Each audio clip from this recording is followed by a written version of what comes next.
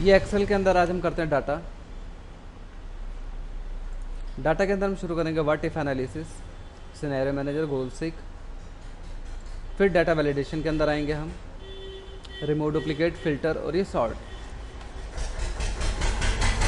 सबसे पहले हम करते हैं व्हाट इफ एनालिसिस के अंदर सिनेरियो मैनेजर। सिनेरियो मैनेजर के बारे में मैं बताना चाहता हूँ कि इसमें हम एक छोटी सी रिकॉर्डिंग कर सकते हैं जो कि 32 सेल की होगी। अगर हम 32 सेल से ज़्यादा सेलेक्ट करते हैं, जैसे मैंने यहाँ पे 8 और ये 4, ये 32 सेल हो गए। अगर मैं इससे ज़्यादा सेलेक्ट करता हूँ तो रिकॉर्डिंग नहीं होगी। मैंने इससे ज़्यादा सेल सेलेक्ट किए, अब मैं रिकॉर्डिंग करके देखता हूँ क्या रिकॉर्डिंग होगी। सिनेरियो मैनेजर एक रिकॉर्डिंग सिस्टम है। आप ऐड पे क्लिक करो, सिनेरियो का नाम दो, मैंने नाम दिया ASDF and then okay. Message आ जाएगा too many changing cell, a scenario can have no more than 32 changing cell. एक सिनेरियो 32 सेल से ज़्यादा रिकॉर्ड नहीं कर पाता। ओके करो आप इसे और यहाँ से कैंसिल करो, ये क्लोज़ करो। अब हम दोबारा से सिलेक्ट करेंगे जो कि 32 सेल होंगे हमारे, ठीक है। हमने अब ये 32 सेल सिलेक्ट किए, इसलिए अब हमारा सिनेरियो चलेगा। सिनेरियो मैनेजर में आओ, ऐड में आओ, आप सिनेरियो का नाम दे दो, मैंने नाम दिया रामा, ठीक है। आप यहाँ ओके करो। ओके करते ही आप देखेंगे जो भी मैंने सेल सिलेक्ट किए हैं वो सारे सेल नंबर यहाँ पे आ रहे हैं, A1, B1, C1, D1, A2, इसी के नीचे आपका D2, B2, C2, C3, D3, B3 सब आ रहे हैं, ठीक है। अब आपको क्या करना है, सबसे पहला हमारा A1 है। A1 के अंदर आप जो भी कुछ लिखना चाहो, मैंने मान लो लिख लिया कुछ, मैं नाम लिख लेता हूँ। जैसे मैंने लिखा राम। इसके अगले सेल में B1 में आ गए हम। B1 में मेरा कर्सर डायरेक्ट कैसे आ गया, मैं अभी राम के यहाँ पे था, B1 में कैसे आ गया, मैंने टैब दबाया। टैब दबाते ही ये टैब कीबोर्ड में, ठीक है, टैब दबाते ही ये अगले सेल में आ गया। मैंने नाम दिया श्याम, नाम दिया मोहन, नाम दिया अजय, नाम दिया विजय, नाम दिया सुमन, नाम दिया सूरज, ठीक है। इस तरह से आप इसके अंदर नाम भी लिख सकते हो, अल्फ़ाबेट भी लिख सकते हो, कुछ भी लिख सकते हो, ठीक है। अभी मैं ये सारे हटा रहा हूँ क्योंकि 32 नाम लिखने में ज़्यादा टाइम लग जाएगा। मैं आपको सिंपल एक एग्जांपल छोटा सा बता, जैसे कि मैं यहाँ पे 1 2 3 4 ले लेता हूँ। मैंने 1 2 3 4 5 6, मैं अगले सेल में टैब से आ रहा हूँ, ठीक है। आपको भी टैब दबाना है, अगले सेल में आना है। आप बेशक मैं जैसे इस तरह नंबर्स लिख रहा हूँ, आप नंबर्स के बजाय नाम लिख के देख लेना। फिर जो मैंने सेल यहाँ सिलेक्ट कर रखा है पीछे, इसमें नंबर के बजाय नाम आएगा। आप इस सेल में जो भी लिखोगे वही यहाँ पे आएगा, ठीक है। अब मैंने इसे ओके किया, नीचे शो का बटन आ रहा है, आप इसे शो करो और आप पाएंगे कि वही नंबर यहाँ पे हमें शो होने लगे हैं, ठीक है। आप इसे क्लोज़ करो और इसे आप डिलीट भी कर सकते हो। क्यों? क्योंकि ये एक रिकॉर्डिंग सिस्टम है, सिनेरियो मैनेजर में रिकॉर्ड हो चुका है ये। आप इसे रामा नाम का सिनेरियो शो कर सकते हो दोबारा, ठीक है। एडिट में जाके आप एडिट कर सकते हो।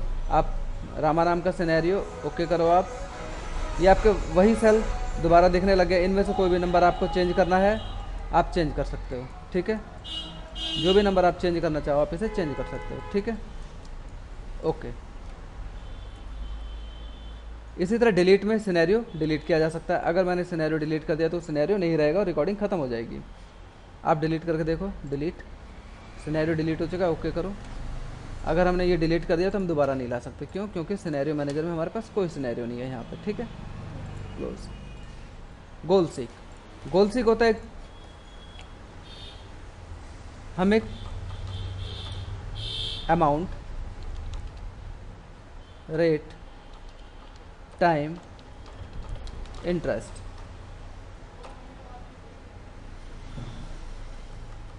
अमाउंट लेते हैं हम 15,000 रुपये,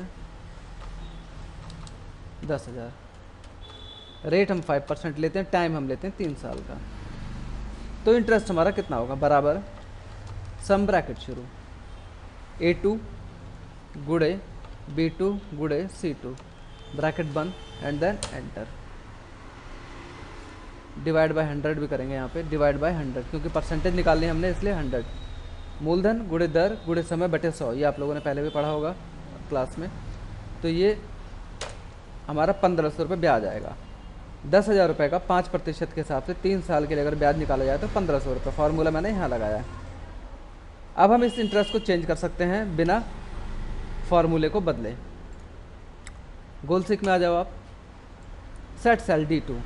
गोल सीक चलाते वक्त आपको ध्यान रखना है कि हमारा कर्सर फॉर्मूले पे होना चाहिए, ना कि वैल्यू पे। अगर आपने यहाँ वैल्यू पे रखा है तो नहीं चलेगा गोल सीक। गोल सीक हम चलाएंगे, यहाँ जो भी वैल्यू हम भरेंगे, मान लेते हमने कुछ भी भर दिया, यहाँ हमने ये कर दिया, ओके करेंगे तो ये सेल मस्ट कॉन्टेन ए फार्मूला, ठीक है। ये कह रहा है कि सेल, जिस सेल पे तुम हो उसमें फार्मूला जरूर होना चाहिए, ओके करो और ये कैंसिल करो। इसलिए हम यहाँ वापस फार्मूले पे रखेंगे। गोल सीक सेट सेल D2, इसमें आपको कुछ नहीं करना है, अंदर D2 ही लिखा आ रहा है क्योंकि हमारा फार्मूला D2 में है, ठीक है। किस वैल्यू में चेंज करना है, 2 वैल्यू में आ जाओ।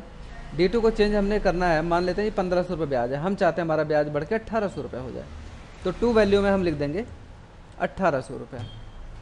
बाय चेंजिंग सेल में आ जाओ आप, कि आपको किस सेल के अंदर वैल्यू बदलनी है।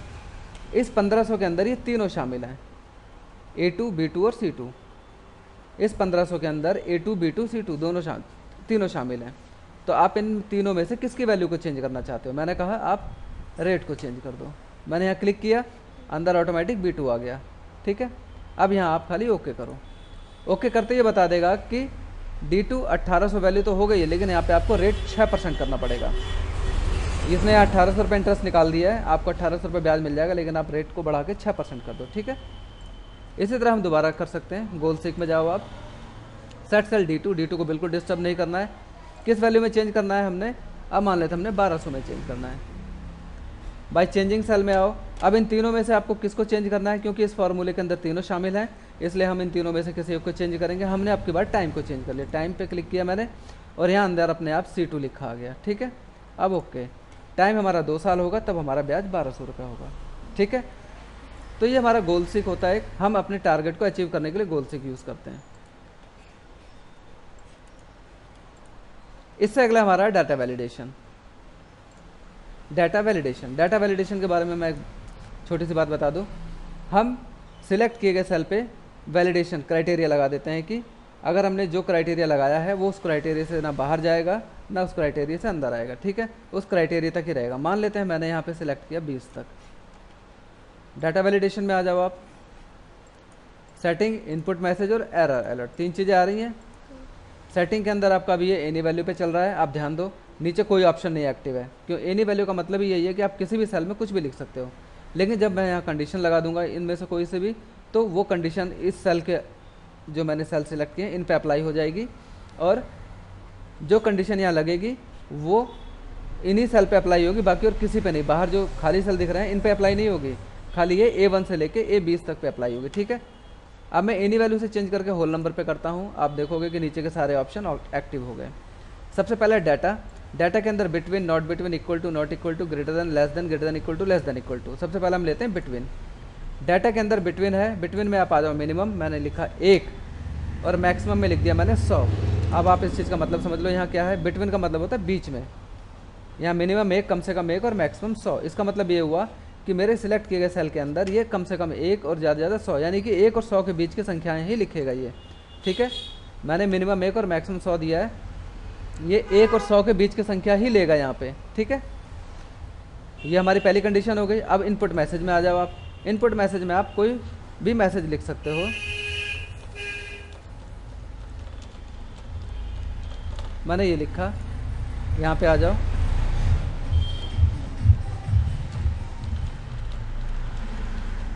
ठीक है। एरर अलर्ट, टाइटल में आप कुछ भी लिख दो, आउट ऑफ रेंज। अगर हम मान लो उससे बाहर कुछ लिखने की कोशिश करते हैं तो क्या मैसेज लिख के आएगा हमारा, आउट ऑफ रेंज।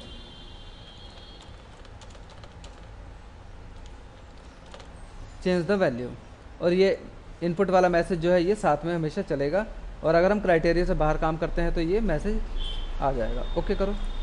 अब देखो ये मैसेज लग के आ रहा है, यहाँ पे ये मैसेज आएगा हमारा 20 तक, क्योंकि हमने 20 तक सिलेक्ट किया, उससे ज़्यादा नहीं, ठीक है। अगर हम ये 1 लिखते हैं ले लेगा, 100 लिखते हैं ले लेगा,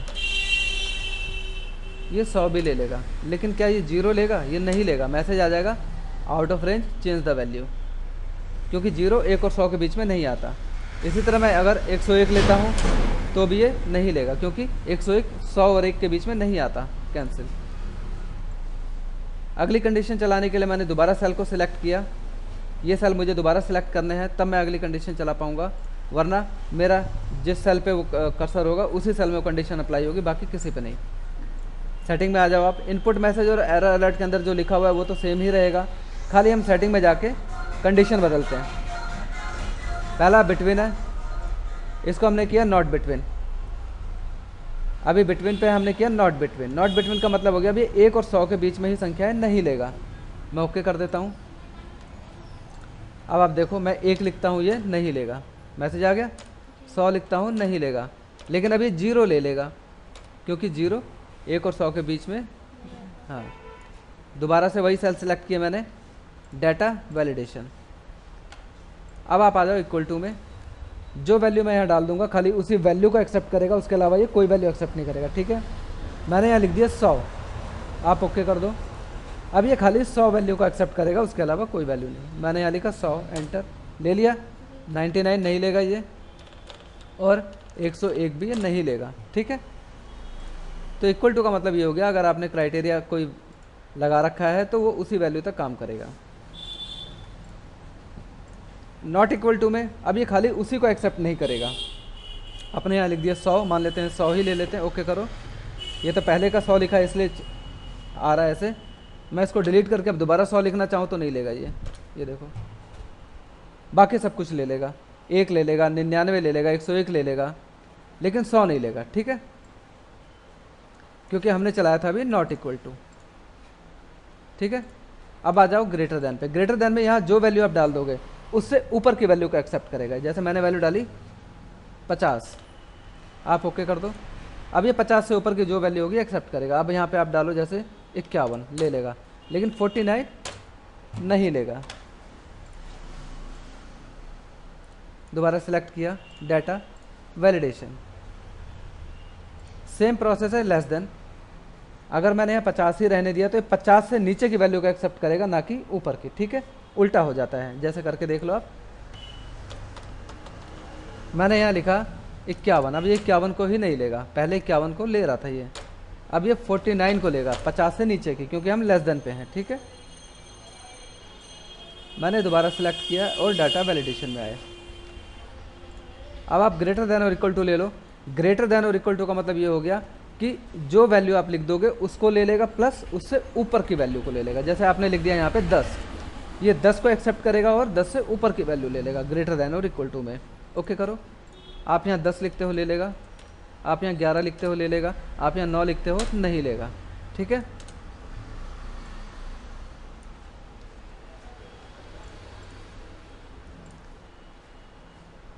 आप आ जाओ लेस देन और equal to. Less than equal to में जो वैल्यू यहाँ लिख दी जाएगी उसको ले लेगा और उससे कम वैल्यू को लेगा। जैसे मैंने यहाँ लिखा 100 एंड ओके। ये 99 ले लेगा, लेकिन 101 नहीं लेगा, क्योंकि ये ऊपर की वैल्यू। 100 ले लेगा ये। ठीक है, तो आपके डाटा वैलिडेशन के अंदर हो गया पहला होल नंबर। होल नंबर के अंदर ये सारी कंडीशन होगी आपकी, between, not between, equal to, not equal to, greater than, less than, greater than equal to, less than equal to. ठीक है, लिस्ट में आ जाओ आप।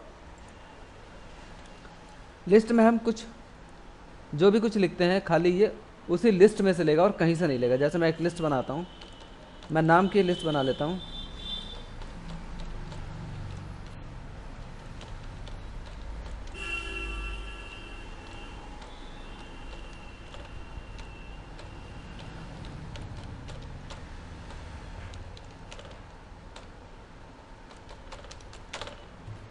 कुछ नाम की मैंने लिस्ट बनाई और ओके किया।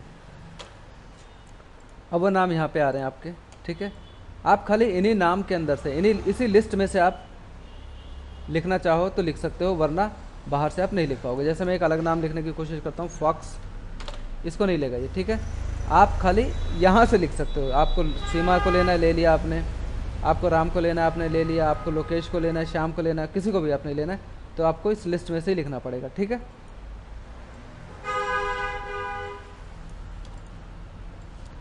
आपने सिलेक्ट किया डाटा वैलिडेशन, डेट। ये भी सेम वही प्रोसेस है जो थोड़ी देर पहले हमने किया था, between, not between, equal to, not equal to. सबसे पहले बिटवीन लेते हैं हम स्टार्ट डेट। डेट के लिए जो मैंने शॉर्टकट आपको बताया था, कंट्रोल के साथ आपने कॉलन का बटन दबाना है, डेट आ गई, ठीक है। 5/5/2016, ठीक है। हम अगली डेट डालते हैं 5/5/2017। हमारा ऑप्शन चल रहा है बिटवीन, इसका मतलब ये है कि ये 5/5/2016 से 5/5/2017 के बीच की ही डेट लेगा, ना उससे पहले की ना उसके बाद की।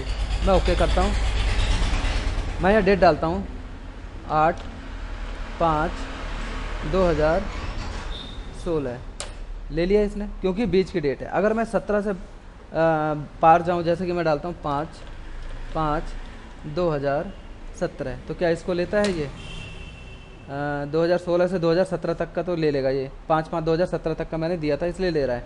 अब थोड़ा सा चेंज करते हैं, 6/5/2017, मैसेज आ गया। 5/5/2017 तक की ही डेट ले गए, जो मैंने ऊपर यहाँ लिखा हुआ है, ठीक है। कंडीशन में भी यही था, 6 करते ही इसने आउट ऑफ रेंज बता दिया, ठीक है। इसलिए आप बिटवीन का मतलब 2 तारीखों के बीच की तारीख को ही ले सकते हो, ना उससे ऊपर ना। इसी तरह नॉट बिटवीन में ये इन्हीं 2 डेट्स के बीच की डेट को नहीं लेगा, यानी 5/5/2016 से 5/5/2017 के बीच की डेट को ही नहीं लेगा, उससे पहले की डेट को ले लेगा और उसके बाद की डेट को ले लेगा, ठीक है। जैसे मैं आपको चला के दिखा देता हूँ। ओके कर दिया मैंने। आप 5/5/2018 ले लो, आप एंटर, ले लिया इसने, ठीक है ना। ये नॉट बिटवीन था इसलिए ले लिया इसने। इसी तरह इक्वल टू में आपने जो तारीख यहाँ डाल दी है, आप खाली उस, हाँ, ये जो हमारी डेट यहाँ पे लिखी हुई है उसी डेट को ये एक्सेप्ट करेगा, इसके अलावा कोई डेट नहीं। क्लियर। नॉट इक्वल टू में ये इसी डेट को एक्सेप्ट नहीं करेगा यहाँ पे बाहर, ठीक है, बाकी सारी डेट ले लेगा वो।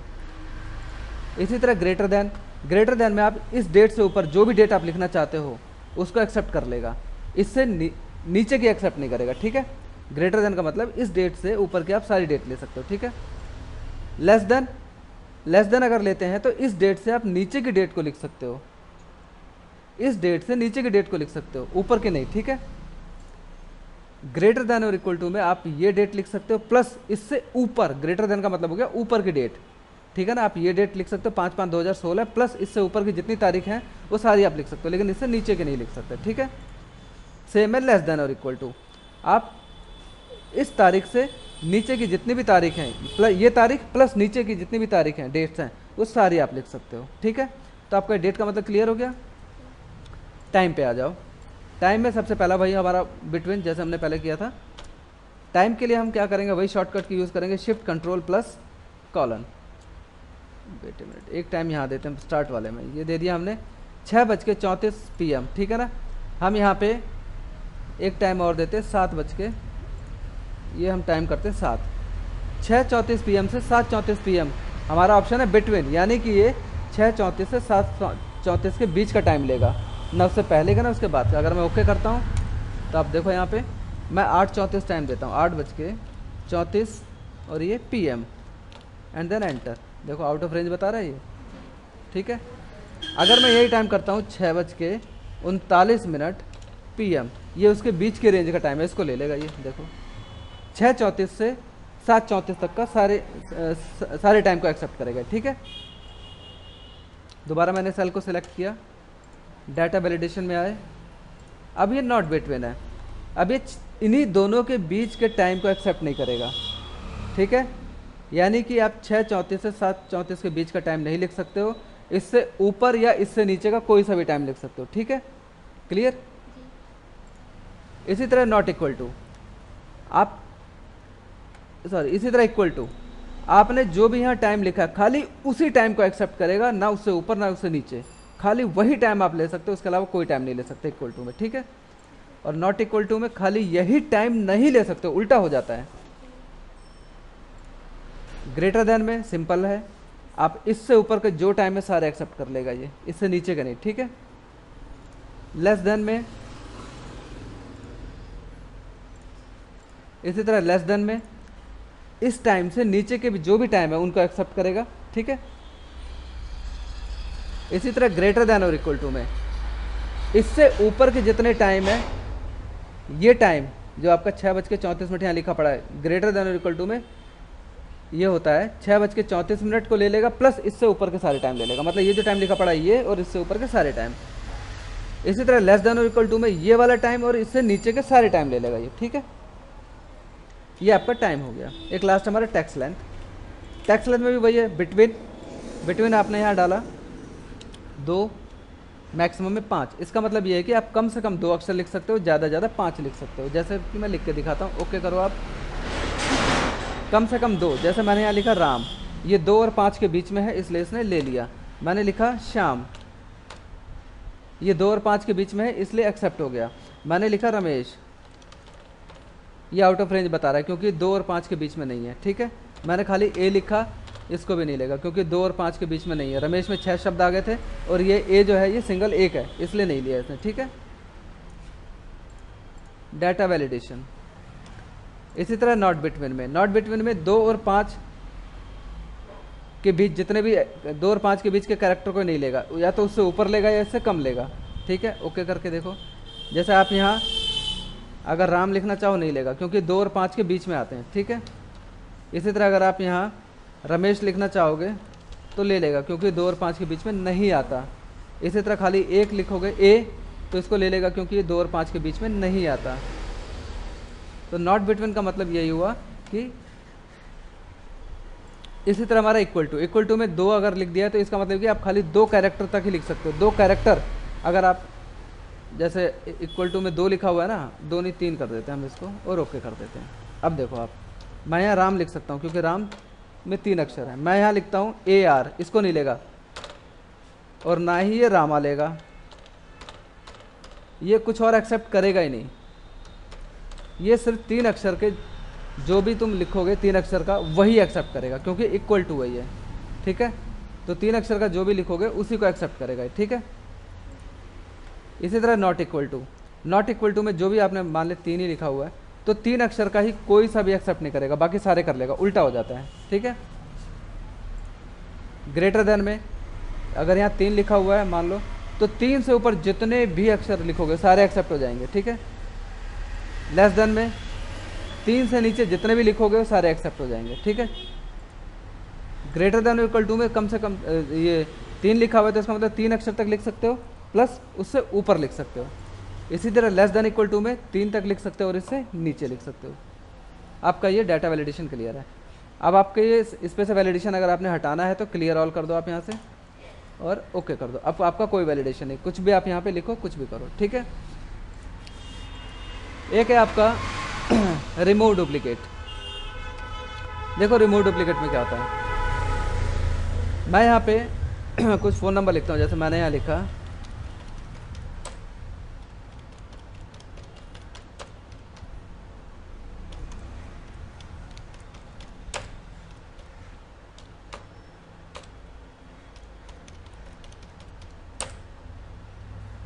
मैंने इसमें एक नंबर रिपीट किया हुआ है ये वाला, ठीक है। तो ऐसे जब बहुत बड़ी लिस्ट होती है ना तो कई बार नंबर रिपीट हो जाते हैं और हमें पता भी नहीं चलता है। लेकिन मैं छोटा सा उदाहरण देकर बता रहा हूँ कि इसमें अगर कोई नंबर रिपीट है तो कंप्यूटर कैसे उसको सही करता है। आप सिलेक्ट करो, रिमूव डुप्लीकेट में आओ आप, ठीक है। कॉलम ए क्लिक कर दिया आपने इस पर, वैसे तो होता ही है, ओके करो आप। यहाँ 4 duplicate value found and remove, 4 unique value. देखो उसने एक हटा दिया उसमें से, ठीक है। जो एक रिपीटेड था वो हट गया नंबर, ये वाला नंबर रिपीटेड था। मैं दोबारा करके दिखा देता हूँ, 99 11 241 545, ठीक है। ये नंबर रिपीटेड है ना, ये दोनों, इनमें से एक नंबर हटा देगा जो डुप्लीकेट होगा। ओके करो, देखो डुप्लीकेट नंबर इसने हटा दिया और बाकी नंबर एज इट इज़ रहेगा। अब ये डिफरेंट नंबर है सारे, ठीक है। तो आपका डुप्लीकेट का मतलब क्लियर हो गया। अब आप आ जाओ फिल्टर में। फ़िल्टर क्या होता है, फ़िल्टर चलाने के लिए मैंने कुछ पहले वैल्यू लिखनी पड़ेगी मुझे यहाँ पे, ताकि आपको पता चल पाए कि फ़िल्टर क्या होता है।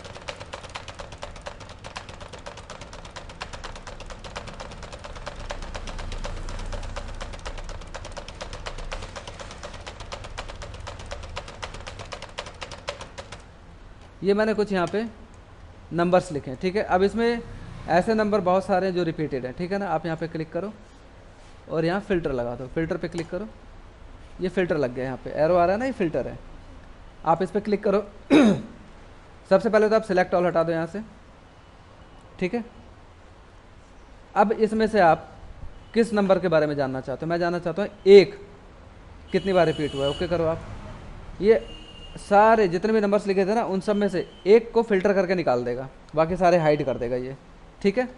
एक को फिल्टर कर दिया ना इसने, बाकी सारे नहीं दिख रहे हैं हमें, तो हमें पता चल जाएगा 1 2 3 4 5 6, 6 बार एक लिखा हुआ है, ठीक है। हम इसका यूज़ कहाँ करते हैं? जैसे मान लो आपने बहुत सारे स्टूडेंट की लिस्ट बनाई है, उसमें फेल भी हैं, पास भी हैं, थर्ड भी है, सेकंड भी है, मैरिड भी हैं, तो जहाँ उनका आपने फर्स्ट सेकंड थर्ड निकाला है, आप वो सिलेक्ट कर लो और यहाँ फ़िल्टर कर दो। तो आप फ़िल्टर करने के बाद यहाँ सिलेक्ट करोगे फेल।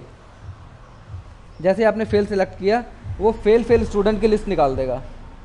जैसे कि अभी मैं यहाँ सिलेक्ट करता हूँ 6 और ओके, इसने 6 की लिस्ट निकाल दी।